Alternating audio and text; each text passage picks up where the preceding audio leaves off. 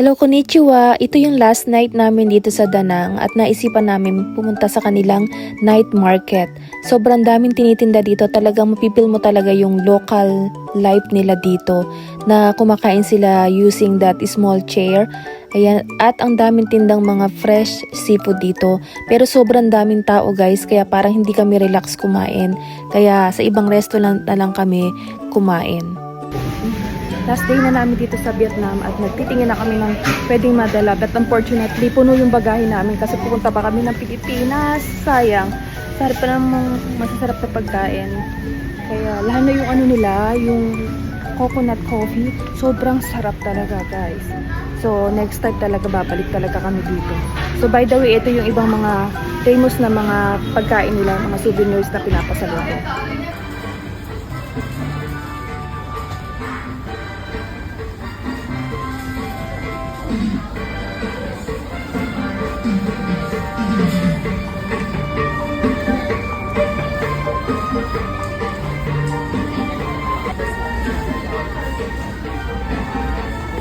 Ito yung most popular na pasalubong from Vietnam. Famous sila sa coconut crackers at sa nuts. Kaya ayan, yan ang binili namin. Tapos meron din dito parang mga pastillas na iba't ibang klaseng flavor. Konti lang yung nabili namin talaga.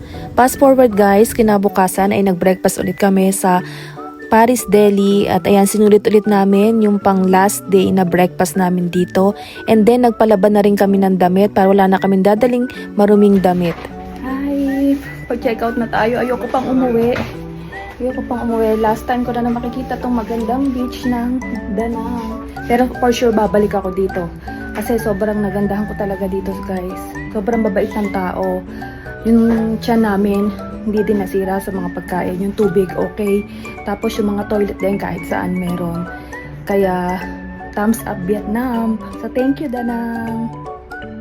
After checking out ay iniwanan muna namin yung mga bagahe namin sa hotel at pumunta kami dito sa market nila. At para din siyang market sa Pilipinas pero syempre iba yung mga tinda. Medyo mainit sa market na to at pero sobrang dami yung mabibili na murang mga damit at kung ano-ano dito.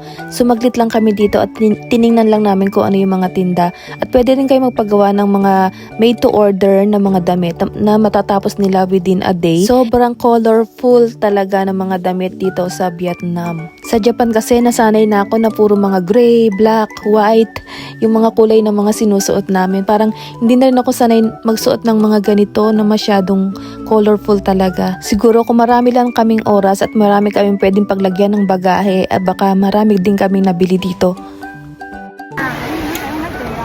Medyo mainit, pinapawisan ako. Pero kaya pa naman.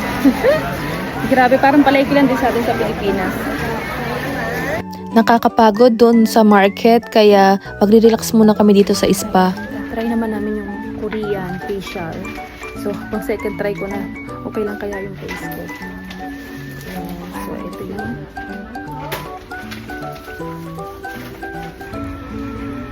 Guys, natapos na kami magpa-facial massage ito 1.5 hours. Grabe, so satisfying and relaxing. Iba ang facials pa dito, may pa-mango.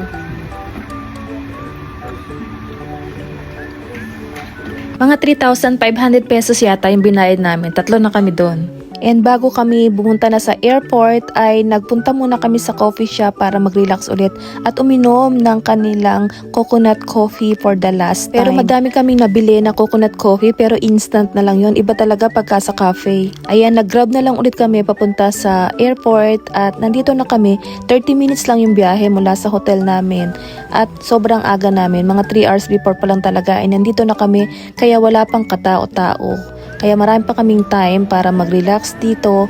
And then kumain na rin kami ng dinner dahil ang flight namin ay 10:30 PM pa.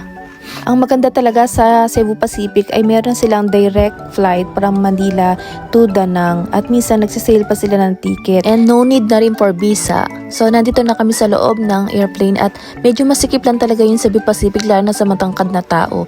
Then after 2 hours nakalapag na kami dito sa Manila. Welcome to Manila na talaga. Nakaka-excite na nakakatakot umuwi ng Pilipinas. Nakaka-excite kasi makikita mo yung kapamilya mo.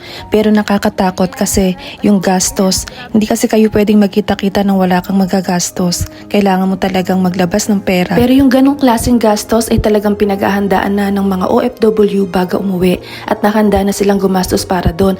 Ang kinakatakutan namin mga OFW ay yung hindi inaasahang mga gastos na magdidemand sila sa'yo nang hindi mo inaasahan or mararamdaman mo talaga na lalamang ang kanila. At ang masakit pa dito ay pag umalma ka, katapusan mo na at ituturing ka nila na walang utang na loob kahit na sobrang tagal mo namang nagsakripisyo para sa kanila. Kasama kami nagkikita eh. Alas 2, Diyos ko, wala kami tulog. Siguro nangyayari yan hindi lang sa akin kundi sa karamihan ng mga OFW. Pero sabi nga, iba pa rin ang pamilya, piliin mo pa rin ang Pilipinas. Pero sad to say, yung iba ay umuwi sa Pilipinas pero hindi na nagpapakita sa pamilya.